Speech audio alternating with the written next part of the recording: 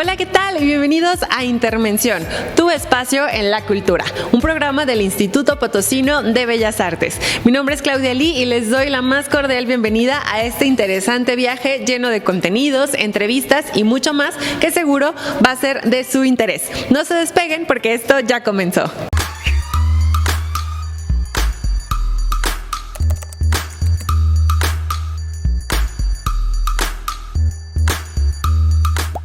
Comenzamos esta emisión de Intermención con nuestra sección Chapuzón Cultural. El día de hoy haremos un viaje súper completo por el arte mexicano desde los comienzos en la época prehispánica hasta la actualidad.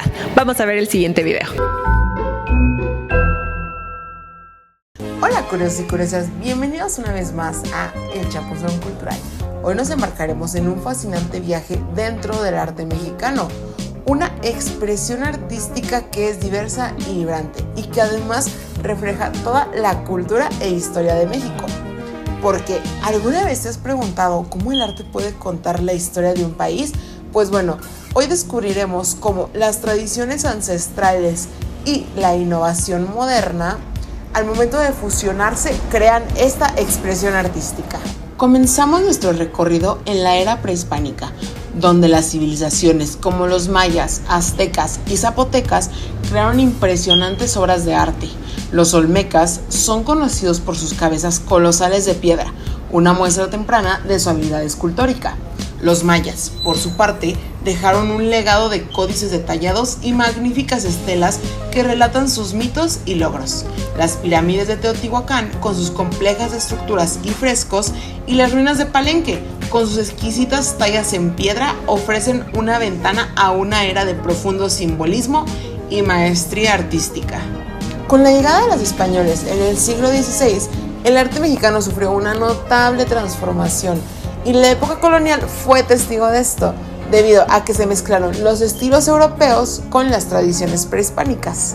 La pintura de esta época era muy detallada y tenía un simbolismo muy religioso. Artistas como Miguel Cabrera y Juan Correa destacaron por su capacidad de combinar la estética europea con temas locales, creando obras que no solo embellecieron iglesias y edificios, sino que también reflejaron la compleja mezcla de culturas de la época. Y en el siglo XX fue la época dorada del arte mexicano, gracias a la Revolución Muralista. Artistas como Frida Kahlo, Diego Rivera y David Alfaro fueron los pioneros en utilizar la técnica del muralismo y así narrar historias sociales como políticas. Los murales de Rivera en el Palacio Nacional y en la Universidad Autónoma de México no solo captaron la historia del país, sino que también se convirtieron en medio para expresión de lucha y la identidad del pueblo mexicano.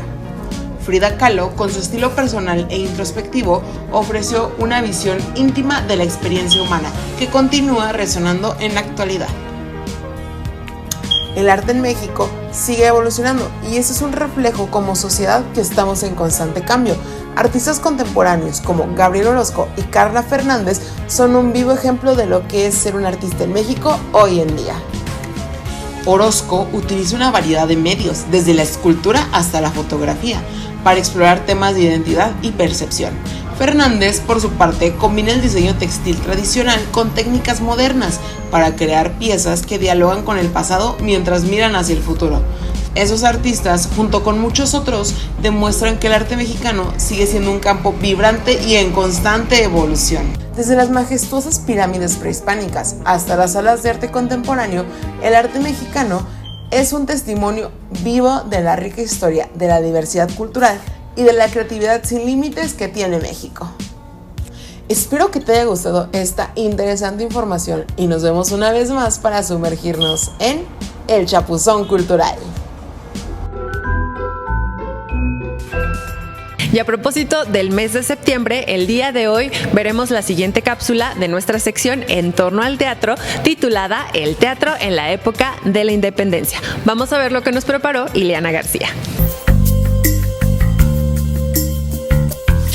Te compartimos algunos datos sobre el quehacer escénico de nuestro país a principios del siglo XIX. Las primeras piezas escénicas durante este periodo recuperaron lo que en España se llamó teatro patriótico, un tipo de teatro que lo conformaron piezas de un marcado carácter político destinadas tanto a demostrar la necesidad de independencia como a defender una serie específica de valores, escritas además de forma muy inmediata al desarrollo de los hechos. Parte de esta producción dramática española llegó a México a partir de 1809, obras que hasta el inicio de la insurgencia en México, en septiembre de 1810, se presentaron en los teatros principales de la Ciudad de México con temas patrios y que hacían referencia a acontecimientos puntuales ocurridos en la península. Según lo señala Luis Reyes de la Maza en el Teatro en México durante la Independencia, el 29 de mayo de 1810 se estrenó en el Coliseo de la Ciudad de México, el primer teatro oficial de Nueva España, el drama patriótico La fiereza de Inglaterra y embarque en el norte de las tropas españolas al mando del señor Marqués de la Romana. Meses más tarde, en el mismo escenario, tuvo lugar la pieza alegórica de baile Españoles, la patria oprimida. Asimismo existieron las tragedias de la libertad, que sin ser presentadas en los grandes escenarios, eran leídas en las incipientes sociedades o clubs patrióticos, algunos de ellos ligados de las sociedades secretas de la masonería. Diálogo entre el despertador y un oaxaqueño fue una pieza protagonizada por Morelos en 1813, en la que éste explicaba a su audiencia la importancia de sus acciones militares. Y como todos y todas ustedes ya lo saben, septiembre es el mes de Fotovisión, el festival más longevo de México. Y el día de hoy nos acompaña María Eugenia Martínez en nuestra sección Baluarte y PBA para contarnos un poco de su experiencia como coordinadora del área de fotografía y de este importante festival en San Luis Potosí. Vamos a ver el siguiente video.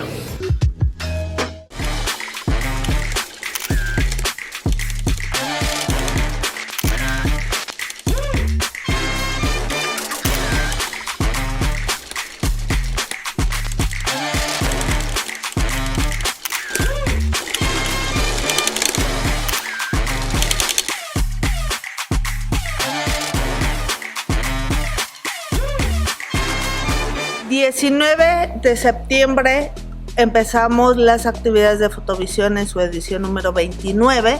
A las 18 horas vamos a tener una charla con Sergio Garibay, que nos va a hablar sobre el proceso, pero sobre todo el ser humano que fue José Hernández Cler. A las 19 horas inauguramos 5 exposiciones en las galerías del Centro de Difusión Cultural, en frente de la Alameda, Universidad con Negrete, a un costado de la iglesia de San José. Son exposiciones padrísimas, donde hay muchísimos autores, 10 alumnos, unas individuales, Valeria de Regil, Rebeca Ulisca, Rafael de Río, José Hernández Cler.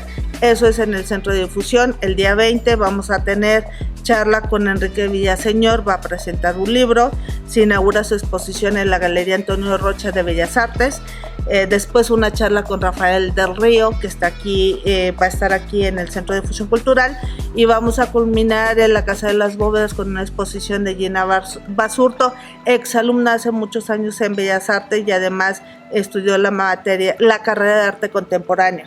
De ahí partimos y hasta el 17 de noviembre vamos a tener las exposiciones aquí en el instituto, en el Centro de Difusión Cultural, y de 1 a 2 actividades vamos a tener charlas, presentaciones del libro, algunos en línea, otros en físico, todo sin costo para todo el público que nos quiera acompañar en todas las actividades.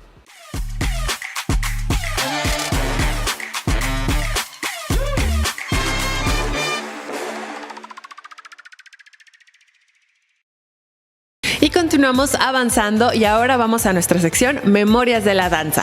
El día de hoy César Montalvo nos ha preparado una completa reseña acerca de la bailarina Evelia Beristain. Vamos a verla.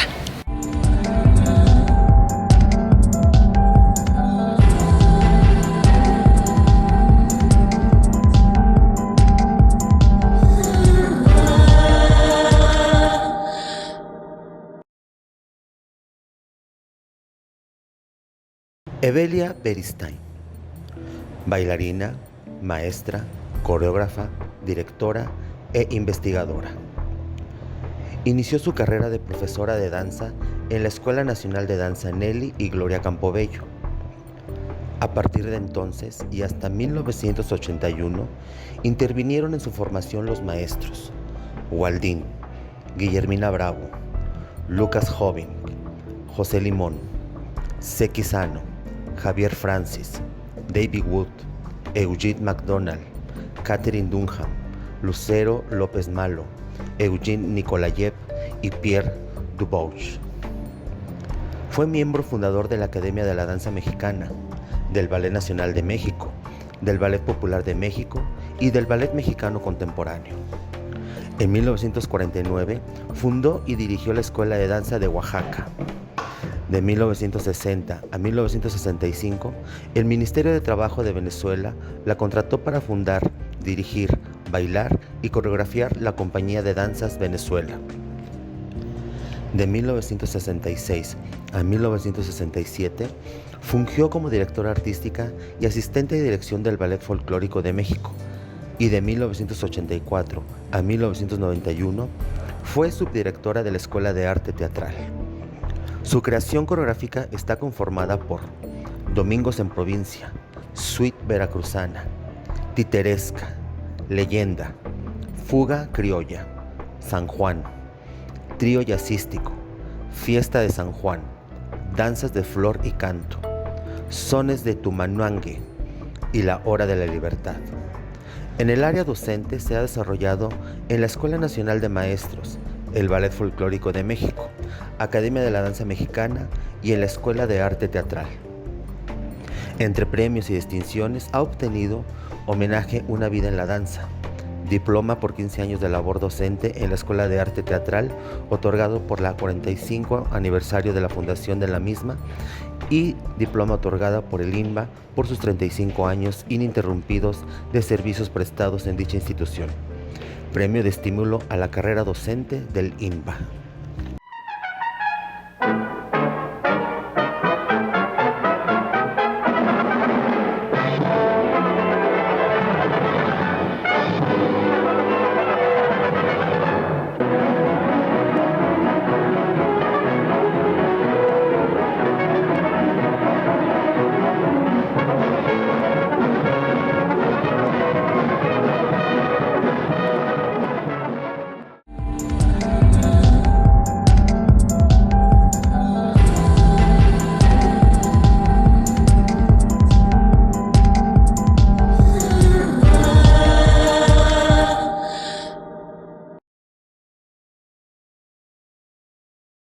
Y bueno, amigos, amigas, ha llegado el momento de ir a un pequeño corte, pero antes de irnos, quiero recordarles que visiten las redes sociales del Instituto Potosino de Bellas Artes para que conozcan toda la programación de Fotovisión en su edición 29 y también el resto de nuestras actividades y cursos que tenemos para todas y todos ustedes. Y a propósito de Fotovisión, los invito a que no se despeguen porque al regresar contaremos con una interesante entrevista realizada al autor Pedro Valtierra.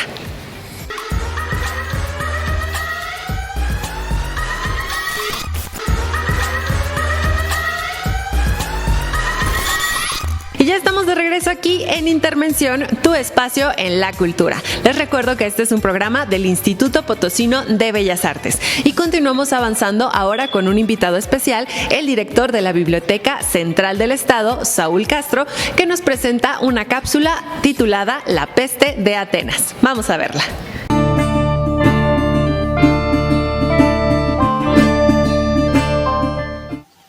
La mortandad se producía en una situación de completo desorden. Cuerpos de moribundos yacían unos sobre otros y personas medio muertas se arrastraban por las calles. Los santuarios en los que se habían instalado estaban llenos de cadáveres, pues morían allí mismo. Y es que, ante la extrema violencia del mal, los hombres, sin saber lo que sería de ellos, se dieron al menosprecio tanto de lo divino como de lo humano. Así describió Tucídides la cruel peste desatada en la próspera Atenas del año 430 a.C. En su libro La Guerra del Peloponeso, el historiador ateniense narra con suma precisión los síntomas del padecimiento y las consecuencias morales que trajo consigo. Ante los saqueos incontrolables, parecía no servir de nada ese modelo novedoso de participación llamado democracia. De nada parecía servir tampoco el esplendor del Partenón ante la profanación de templos. Por la peste, padres abandonaron a sus hijos, hijos abandonaron a sus padres. El desastre tocó la puerta de la brillante Atenas. Sus ciudadanos habían perdido la fe en sus dioses y en la organización de sus representantes. Al final, la peste terminó, y los atenienses, con un anhelo de regresar a la gloria de tiempos pasados, construyeron templos, depuraron su sistema democrático. Platón le otorgó mayor peso a la palabra escrita. Los actores representaron nuevamente Esquilo. Eurípides y Aristófanes siguieron escribiendo, y Sófocles recuerda este episodio con la peste de Tebas en su conocida tragedia Edipo Rey. Según Tucídides, el arte salvó del miedo y del dolor a la fastuosa polis griega. Luego de 25 siglos transcurridos, esperemos que el arte también nos salve ahora.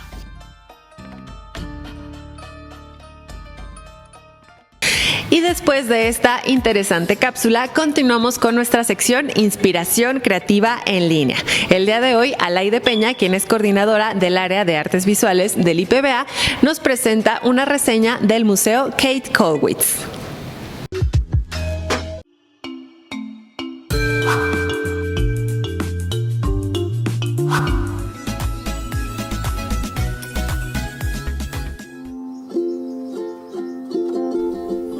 El Museo Kate Kollwitz se localiza en la ciudad de Berlín y alberga una de las mayores colecciones de obra de la artista alemana, quien vivió y trabajó durante más de 50 años en esta ciudad.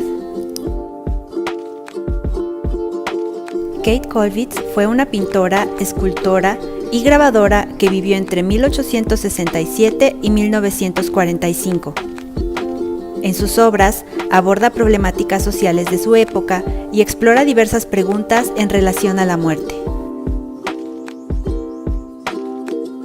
Kollwitz desarrolló la mayor parte de su trabajo artístico a través de la gráfica, realizando un total de 275 grabados en madera y litografías durante su vida, muchos de los cuales son autorretratos.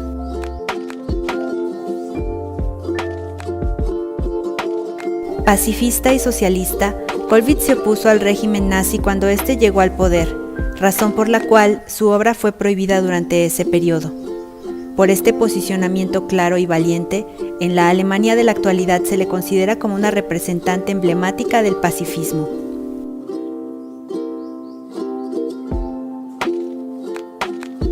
El Museo Kate Kollwitz abrió sus puertas en 1986. Su colección está conformada en gran parte gracias a la contribución de Hans Pelslusden, quien comenzó a reunir la obra del artista desde 1950 y conformó la primera exposición de la obra de la autora en 1965.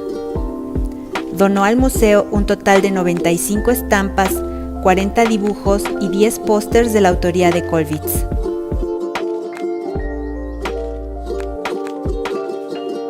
Actualmente, la colección del museo se conforma por 200 obras que incluyen grabados, dibujos, pósters y esculturas. Algunas de las piezas sobresalientes de la colección son la litografía Brott, los autorretratos del artista, la carpeta gráfica Krieg y una serie de trabajos acerca de la muerte. A partir de las adaptaciones por la pandemia, el museo ahora ofrece recorridos guiados en línea en donde los asistentes pueden realizar preguntas en vivo y conocer mejor la colección permanente. También puedes explorar algunas obras de Kate Kollwitz en el sitio del museo, ingresando a las galerías digitales que presentan trabajos del artista.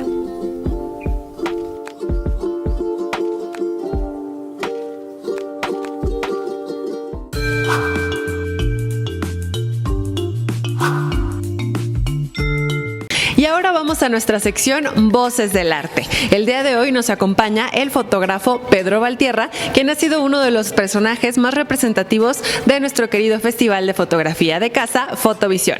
Vamos a ver el siguiente video.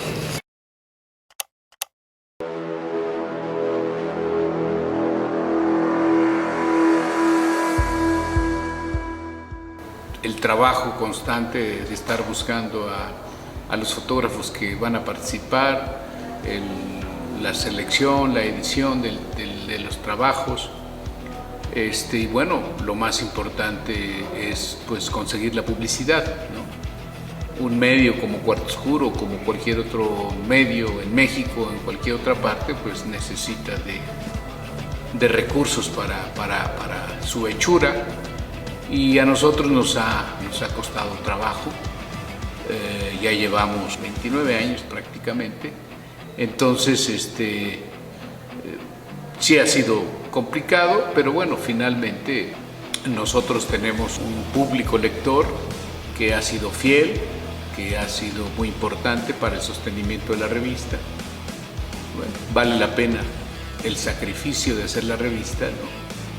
Porque pues hemos publicado a fotógrafos, creo que muy importantes, que han contribuido en los distintos géneros de la fotografía, han contribuido al crecimiento.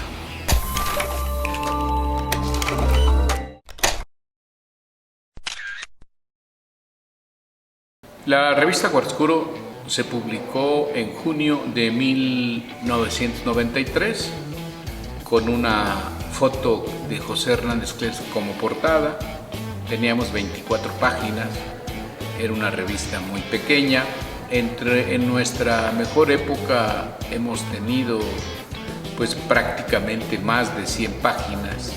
El número 172, que está circulando en este momento y que presentamos aquí en San Luis Potosí, pues es un número dedicado especialmente a Javier Vallejo, un fotógrafo del Sol de México, y también a otros fotógrafos del Sol de México, entre los que yo me encuentro.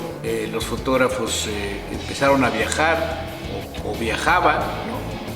Tenemos varios ejemplos de eso. Javier Vallejo, y las fotografías están publicadas precisamente en la revista 172, estuvo en Vietnam.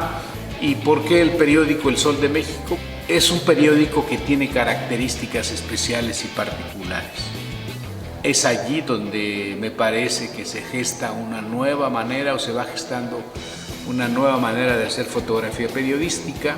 El trabajo de Javier Vallejo tiene una enorme importancia, ¿no? Sobre todo en su época, y bueno, los temas que estuvo cubriendo, ¿no? Son fotografías que cuentan la vida social del país, la vida política del país. Él viaja, como muchos saben, viaja a Vietnam, entonces el aporte que hace Javier Vallejo en esa materia, ¿no? Es importante. Y ya está hablando de una fotografía mucho más internacional. Digamos, están sentando las bases para lo que posteriormente ocurre, ¿no? En otros medios, enviar a fotógrafos mexicanos a cubrir la guerra, ¿no? Eso es lo que destaca de manera particular el trabajo fotográfico. Pero Javier Vallejo no se queda solamente en el trabajo fotográfico. Javier Vallejo es también un personaje en la parte técnica, en la parte del color, en la parte ya no alquimista, pero sí en la parte técnica, porque él es el que logra la separación del color para poder publicar en México, y creo que ese es el primer medio en América Latina, una fotografía en color en el periódico. Javier es una persona que tiene contacto con el mundo periodístico, y sobre todo con la parte gráfica, con la parte de la impresión desde muy temprana edad. Entonces Javier Vallejo siempre hay que verle esa otra parte, ¿no? Creativa, técnica, y la parte también creativa y periodística de su trabajo.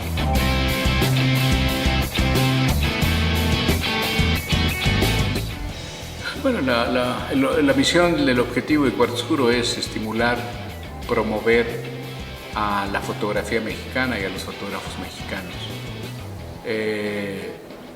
Dar espacio a estas fotos, a estas imágenes que antes era difícil que se pudieran publicar, que se diera, ¿no? Esa es la misión, ese es el objetivo de Cuarto Oscuro.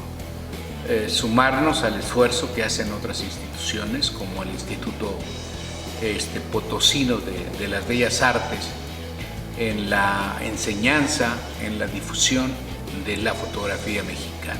La fotografía periodística es aquella fotografía que antes se publicaba en un periódico impreso o en una revista impresa, o las imágenes en la televisión, y hoy se siguen publicando en los medios impresos, en la televisión, pero ya de una manera muy diferente.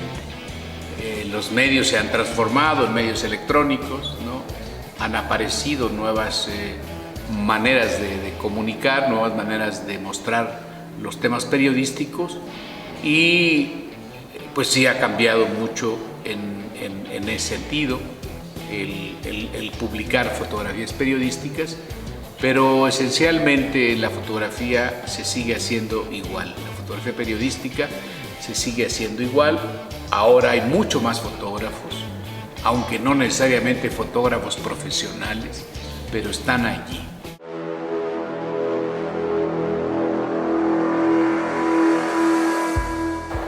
Cuarto Oscuro está trabajando por mantenerse. La situación que viven los periódicos, los medios en general, es difícil debido a distintos factores, ¿no? La tecnología, la pandemia, las crisis especiales o particulares de México. Entonces a nosotros nos espera mantenernos, seguir trabajando y con la esperanza de mantener siempre a nuestros lectores, como lo hemos tenido durante muchos años. Y la Fototeca Zacatecas acaba de cumplir ya 16 años. Hace unos días se propuso la creación de la Fototeca en el 2006 y pues ha cumplido con los objetivos que nos planteamos al principio. No solamente guardar fotografías, no solamente rescatar imágenes, archivos importantes de la región, sino también enseñar fotografía y mostrar fotografía. Tenemos alrededor de 14, 15 colecciones, ¿no?, de fotografías locales, de colecciones que nos han regalado o que nos han donado, un archivo que va del 1942 a 1982, un archivo de 100,000 fotos. Intentamos mejorar, intentamos que se sigan abriendo, se sigan dando talleres, que se siga manteniendo la investigación, en fin. Y ahí está la Fototeca, sobreviviendo a los tiempos de crisis.